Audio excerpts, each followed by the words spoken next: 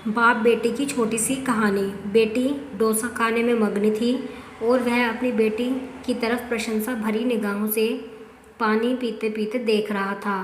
तभी उसके फ़ोन की घंटी बजी। एक साधारण फ़ोन था, आज की भाषा में इसे डब्बा फ़ोन कहा जाता है। फ़ोन पर आवाज़ सही नहीं सुनाई दे रही थी, इसलिए उसने फ़ोन स्पीकर पर डाला। वह एक दोस्त से कह रहा था कि आज मेरी बेटी का जन्मदिन है, इसलिए मैं उसे होटल में खाना खिलाने के लिए लाया हूँ।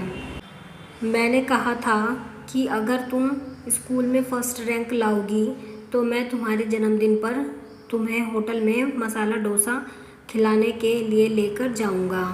वह डोसा खा रही है। दोस्त बोला, अच्छा अच्छा, तुम क्या खा रहे हो? मैंने कुछ भी नहीं मंगाया, हम दोनों को होटल में खाने को कैसे पड़ेगा? घर पे सब्जी और चावल है मेरे लिए। मेरी बातें सुनकर उसका दोस्त सुन्न हो गया। पिता अमीर हो या गरीब, एक पिता अपनी बेटी के चेहरे पर मुस्कुराहट लाने के लिए कुछ भी कर सकता है। मैनेजर यह सब चुपके से देख रहा था। उसने काउंटर पर चाय और उन 2 डोसों के पैसे भरे और कहा, उस टेबल पर दूसरा डोसा और चाय भेज दो।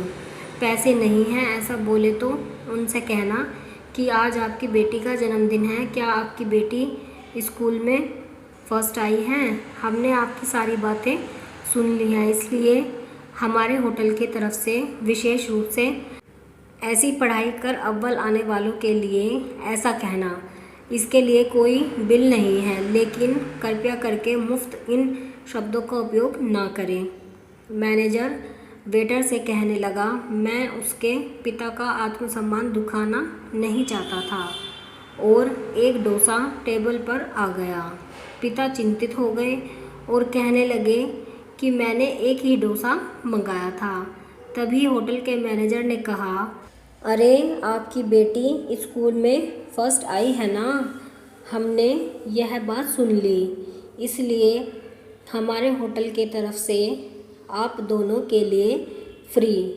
पिता की आंखों से आंसू आ गए। पिता ने अपनी बेटी से कहा, देख, इस तरह पढ़ाई करने से तुम्हें क्या क्या मिल रहा है।